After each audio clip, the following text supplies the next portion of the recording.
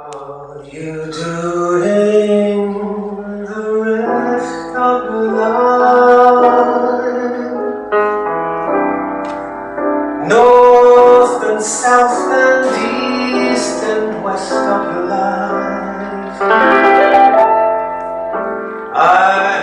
Jonas Squith est un artiste britannique, établi en France depuis 10 ans, à côté de Toulouse. Il a été danseur, chanteur, pianiste, organiste, comédien, acteur à la télévision. Il a eu une émission de radio à la BBC, a été metteur en scène, chorégraphe, auteur, compositeur.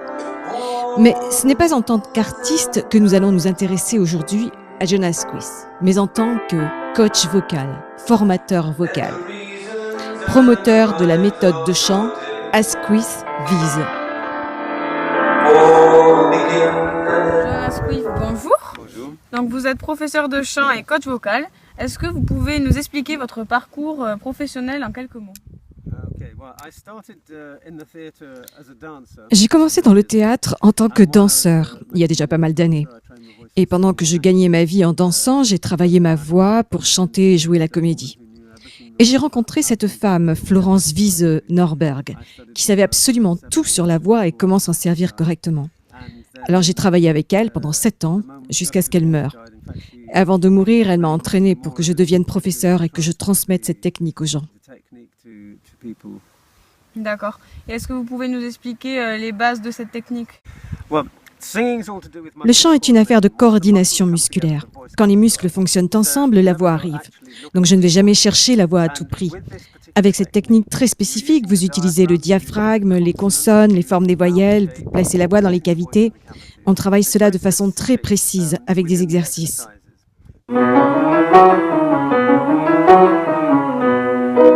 Donc, il faut qu'on ait le son, c'est sur les lèvres.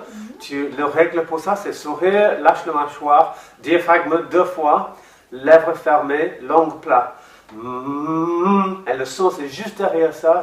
Si ça se chatouille beaucoup, ça veut dire que le son, c'est bien avant. C'est comme ça, je saute pour joie. Et donc en quoi cette technique est différente des autres? La seule chose que je puisse dire, c'est que c'est une façon extrêmement précise de produire les sons, pour placer la voix dans les cavités. Fondamentalement, si vous ouvrez trop la mâchoire, alors le son va tomber de la bouche sans aller dans les cavités. Mais si vous placez correctement la mâchoire et que le son va dans les cavités, cela vous donne 2 choses.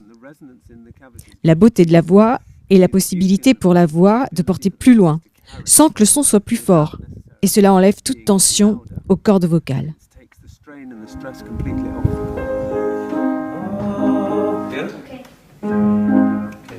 Ready? I'm ready.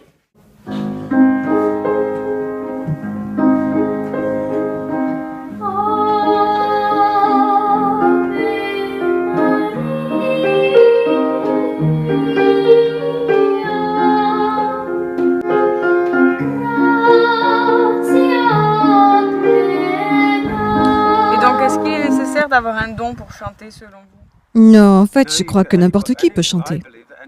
Bien sûr, cela demande du travail. Certaines personnes ont une meilleure voix que d'autres. Cela dépend de votre physiologie, de la forme de votre visage. De façon évidente, les gens qui ont de larges cavités vont avoir un son qui résonne davantage que les gens qui n'en ont pas d'aussi large. Mais même quelqu'un qui n'a pas l'habitude de chanter, mais veut vraiment chanter, peut produire un très bon son, un son vraiment agréable, et peut placer sa voix directement dans les cavités. C'est du travail, certes.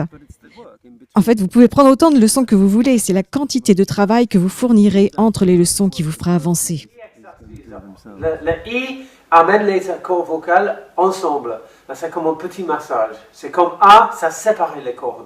Mais pour l'instant, avec le I, c'est pour soigner les cordes. Si vous avez un rhume, tu as stressé le voix trop, ou tu es fatigué, tu as fait un très doucement I-exercice, ça va améliorer les cordes.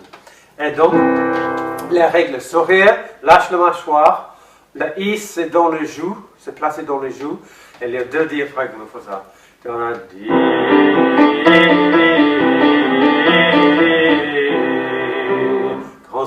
la mâchoire et aspire.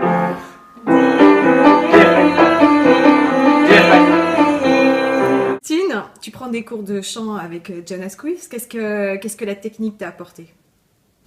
La technique m'a apporté une vraie confiance en moi, puisque dès qu'on a pris les automatismes et qu'on les a bien compris, ce qui est diaphragme, respiration, les consonnes, contrôle de la mâchoire, on peut progresser très rapidement et mettre en place tout ça dans les meilleures conditions. Et donc, est-ce qu'on pourrait, par exemple, rééduquer quelqu'un qui chante faux? Well, yes, because mostly singing full or singing out of tune, or tone deafness as it's known in England, fundamentally. Oui, parce que fondamentalement, chanter faux, c'est un problème d'audition. Ce n'est pas un problème vocal.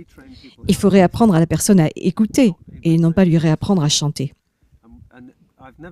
En fait, je n'ai jamais vu quelqu'un qui n'arrivait pas à entendre la différence entre deux notes jouées au piano.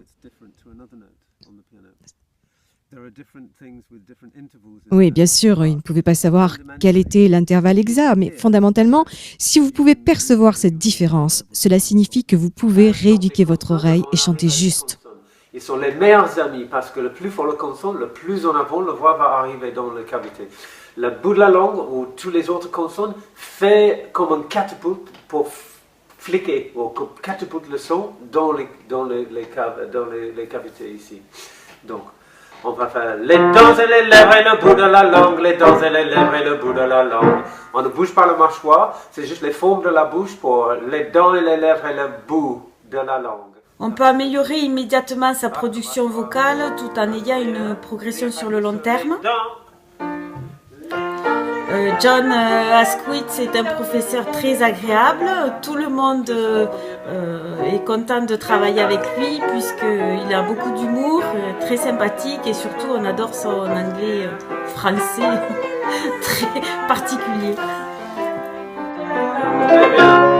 Les dents et les lèvres et le bout de la langue, les dents et les lèvres et le bout de la langue.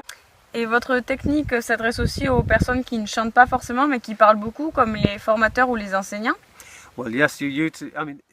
Oui, bien sûr, si vous utilisez vos consonnes, votre diaphragme, la respiration qui est primordiale pour la voix, puisque c'est un instrument à vent.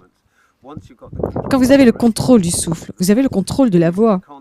Il faut utiliser ses consonnes, la respiration, le diaphragme, placer bien sa voix, ne pas la placer dans la gorge. Il y a certaines similarités avec la méthode Alexander, puisque Florence Norbert-Wiese, qui a étudié cette méthode, en a rapporté certains éléments dans sa technique. Donc, si vous vous tenez correctement, si vous placez la voix correctement, vous ne faites pas d'efforts avec les cordes vocales. Par conséquent, votre voix aura une longévité beaucoup plus importante. Vous pouvez apprendre à chanter à tout âge avec cette technique, car justement, elle est faite pour faire durer la voix dans le temps et s'applique à tous les styles musicaux. Florence Norbert-Wiese a eu de très nombreux élèves, dont beaucoup d'ailleurs étaient très connus, comme la cantatrice internationale Kirite Tkanawa ou Amanda Lear, de même que John a donné des cours à Cliff Richard. Donc cette méthode permet vraiment de travailler sur toutes sortes de styles et avec un même succès.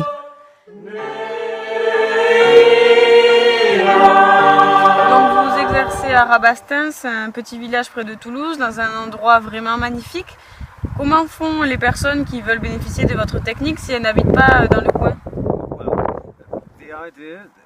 Je donne des leçons sur Skype et ça marche vraiment bien parce que la technique est tellement spécifique. On demande aux gens de relever les joues, de relâcher la mâchoire. En fait, on pourrait même donner des cours rien qu'en entendant le son de la voix. Mais Skype est très utile. Parce qu'on peut voir la personne, on peut écouter ce qu'elle fait, on peut lui dire quoi faire pour placer la voix.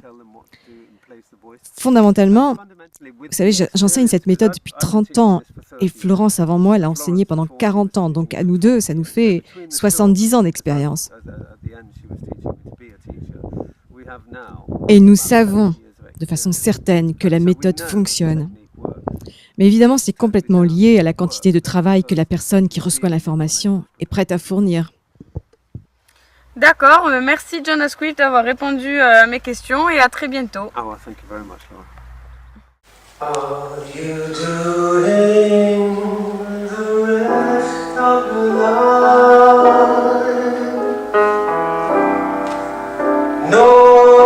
and south and east and west of your life. I have only one request of your life, that you spend it all